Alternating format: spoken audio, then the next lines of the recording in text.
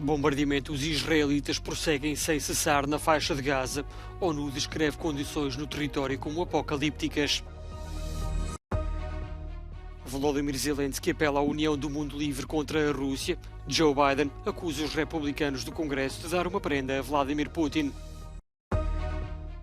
Relatório Global Tipping Points diz que o planeta está perto de atingir pontos de não retorno. O setor da aviação prevê ano histórico em 2024 e aponta a um novo recorde no número de passageiros transportados. A guerra de Israel é contra o Hamas, mas quem sofre é a população da faixa de Gaza. A ofensiva israelita estendeu-se ao sul do território, com a cidade de Khan Yunis a sofrer bombardeamentos constantes. Israel diz que foram atingidos 250 alvos terroristas no último dia, mas os civis também não foram poupados. والله احنا في الليل كنا بأمان الله يعني ونايمين يعني بداية نوم وأطفال يعني البيت كله أغلبته أطفال وكله ستات كبيرة وصبايا ونايمين في أمان الله فجأة ما لقينا القصف كله بينزل علينا. A ONU descreveu as condições no território como apocalípticas e admitiu que não restava nenhum lugar seguro na faixa de Gaza. Mais de 80% da população local foi obrigada a abandonar as suas casas, mas não existe atualmente nenhum sítio para onde possam ir, uma vez que a intensificação dos bombardeamentos impede a distribuição de ajuda humanitária. De acordo com o Ministério da Saúde de Gaza, perderam a vida desde o início do conflito mais de 16 mil pessoas e Israel promete não parar enquanto o Hamas não for totalmente eliminado e os 138 reféns sequestrados pela organização palestiniana a 7 de outubro libertados. O porta-voz das Forças Armadas israelitas fez um apelo para a Cruz Vermelha Internacional poder ter acesso aos reféns.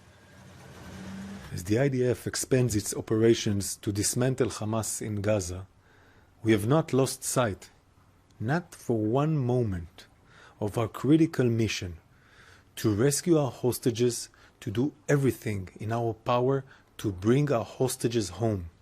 As Forças Armadas de Israel divulgaram ainda imagens do que dizem ser uma das maiores apreensões de armas do Hamas na faixa de Gaza.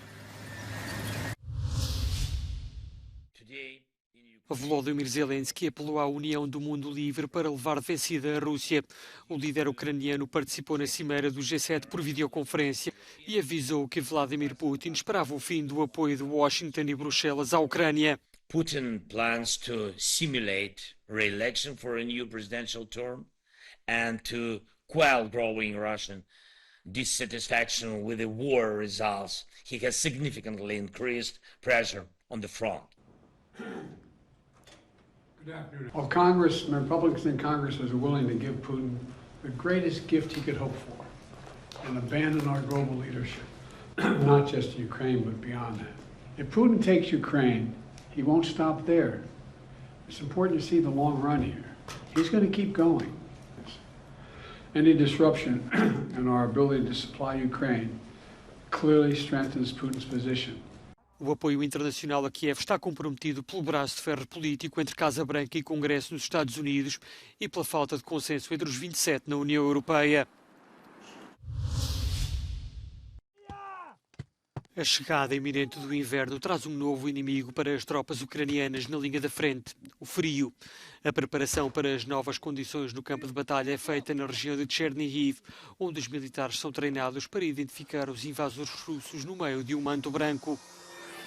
І вважаю, що для кожного чоловіка, здравого, нормального чоловіка, що якщо він навіть там переживає в чому-то, боїться, йому стоїть прийти і навіть на цих навчаннях відпрацювати це все.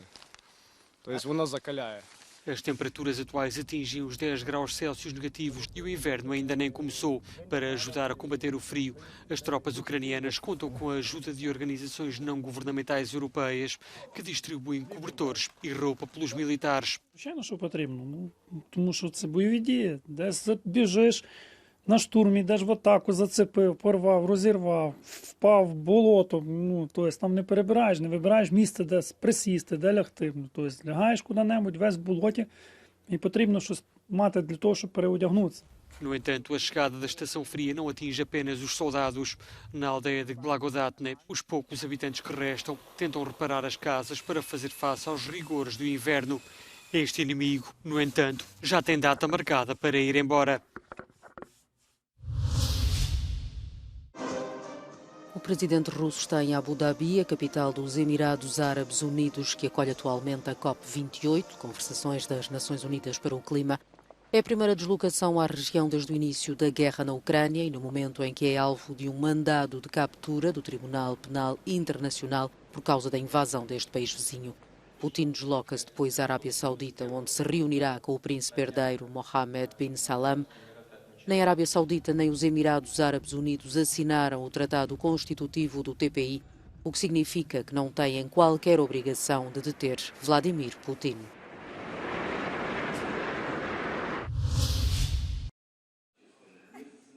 As federações internacionais e os comitês olímpicos nacionais querem que os atletas russos e bielorrussos sejam admitidos o mais rapidamente possível nos Jogos Olímpicos de Paris do próximo verão.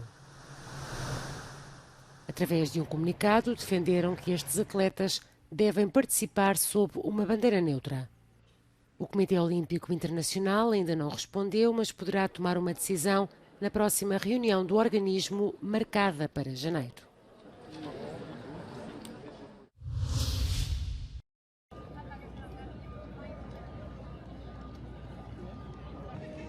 Our planet is at risk from a series of dangerous tipping points, according to a new scientific report released today. That means the kinds of changes that could happen in just a couple of years and have a massive impact on humanity.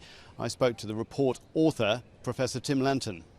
So our global tipping points report shows that we're already at risk of tipping 5 damaging Earth system tipping points, the loss of a couple of major ice sheets, disruption of the circulation of the North Atlantic affecting the climate in Europe where we are, as well as losing large areas of permafrost that add to global warming and triggering the dieback of coral reefs that 500 million people depend on for their livelihoods.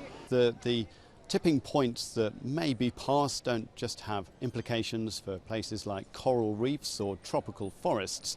Also, the kinds of changes he's talking about in the Atlantic could have major impacts for Europeans. As a British and European citizen, I'm most concerned about a tipping point in what's called the subpolar gyre of the North Atlantic. The last time this tipped, it gave us the little ice age in Europe.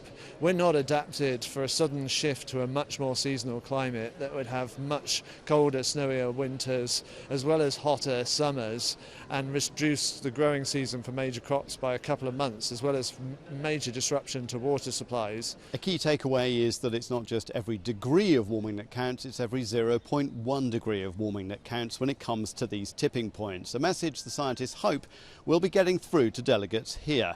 Jeremy Wilkes at COP28 in Dubai for Euronews.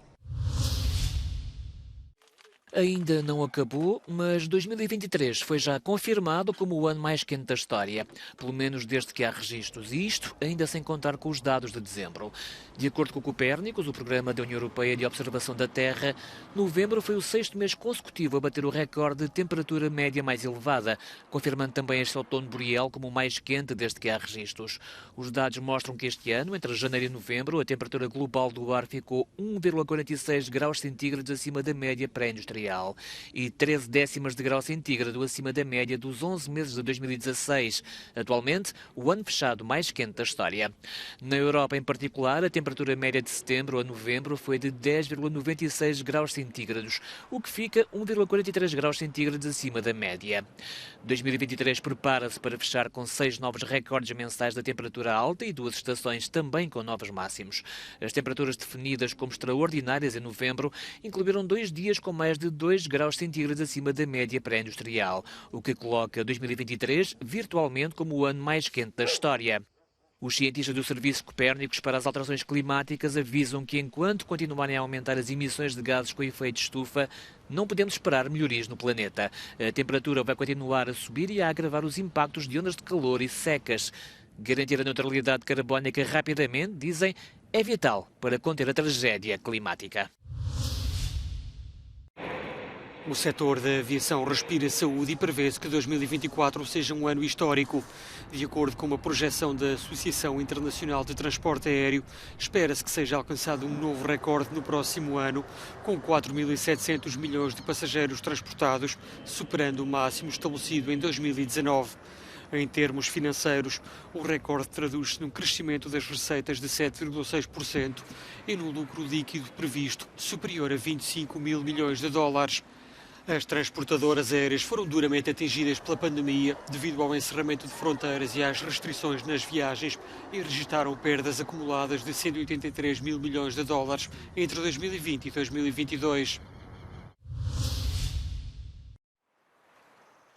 O antigo primeiro-ministro do Reino Unido, Boris Johnson, pediu desculpa às vítimas da Covid-19 e aos respectivos familiares pela forma como liderou o governo na gestão da pandemia. Boris Johnson começou esta quarta-feira a ser ouvido por uma comissão de inquérito à gestão da pandemia no Reino Unido, num processo que não procura culpados, mas apenas ajudar a prevenir problemas futuros. Desde o início da pandemia, mais de 225 mil pessoas morreram no Reino Unido, tendo a infecção como a causa ou uma das causas do óbito. O dia 19 de janeiro de 2021 foi o pior, com quase 1.500 mortes. O presidente da Venezuela decretou a exploração imediata de petróleo, gás e das minas de Essequibo, território até aqui nas mãos da Guiana e que está no meio de uma contenda entre as duas partes. Nicolás Maduro ordenou também a concessão de nacionalidade venezuelana aos habitantes e anunciou a criação de uma divisão militar. Anúncios que surgem 2 dias depois de o país ter realizado um referendo, cujos números oficiais, contestados por muitos observadores, dão conta de que a maioria dos eleitores venezuelanos é a favor da anexação do território.